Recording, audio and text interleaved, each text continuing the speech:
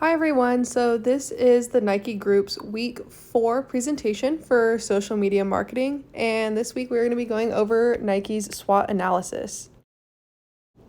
So first we're going to talk about Nike's online presence.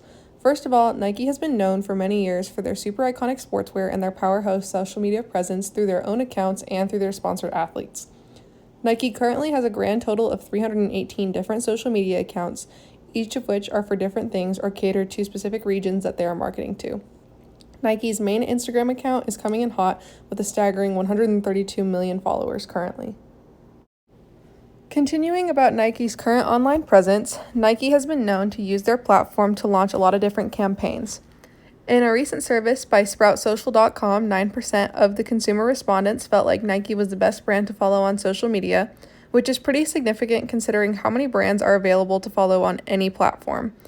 It is pretty obvious that the reason for this is because they are creative, memorable, and they're making an impact on their consumers through social media. When it comes to their online presence, Nike has been known for their inspiring and empowering videos that they have released. Through these videos, Nike has launched many of their campaigns, such as equality and others. Now we're going to move on to Nike's SWOT analysis, starting with their strengths. Nike has managed to make themselves the most recognizable sports brand in the world, and they can easily capture their audience through their unique logo. Nike currently covers 31% of the global athletic footwear market. Globally, Nike has millions of customers who are consistently looking to follow Nike events and eagerly watching for the releases of new apparel and merchandise. Continuing with their strengths, Nike has their own team of professionals that are designing their shoes and athletic wear. Nike has claimed that they believe part of their success comes from the research and testing of their products. Nike has had extremely successful marketing campaigns over the years. In 2019 and 2020, Nike spent $3.7 billion and $3.5 billion, but regardless, they have utilized their social media outlets really well and their marketing campaigns to target more customers. Moving on to their weaknesses, Nike has income statements that prove them to be super prosperous. But as of August 2020, Nike was facing financial threats with their total debts coming in at $9.54 billion. Even though Nike's a global company, they also heavily rely on their US sales, with 41% of them being in the States and 59% of their sales being international. Along with those weaknesses, Nike also faces a lot of criticism for their use of child labor, forced labor, awful work conditions, and their low wages. They have also faced numerous lawsuits from former female employees reporting sexual harassment. In an interview from a former Nike employee, she said that she had tried to tell HR about a sexual harassment issue and she got no support from the company. Next up, we'll be diving into Nike's opportunities. Nike is a well-known company globally, but right now Nike has the opportunity to expand and sell more products in countries like India, China, and Brazil because there are new emerging markets there.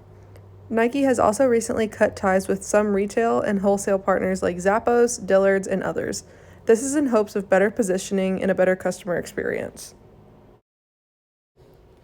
Along with those opportunities, Nike has also adopted the consumer direct strategy, which is focusing on a digital storefront and moving away from physical stores. In the year 2020, 35% of Nike's brand revenue was from their online sales. Nike is also trying to incorporate wearable technology into their brand to help athletes keep track of their fitness and their health. Finally, we're going to talk about Nike's threats as a company.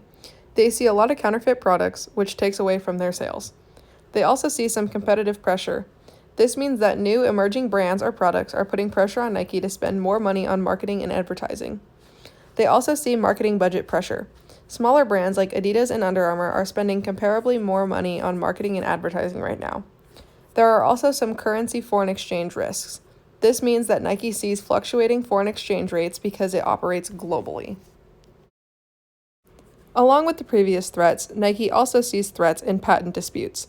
These are fiercely contested in the public domain and expose secrets about the sides in dispute. They also see economic uncertainty. All companies face this and are prone to feeling the negative effects of a recession. Lastly, they face trade tensions. A chunk of Nike's sales will be threatened if the trade tension between the US and China escalate because those are two of the largest markets for Nike. And finishing up here, I just wanted to give everyone a quick look at some of our references. Thank you all so much for watching our video, and go Hawks!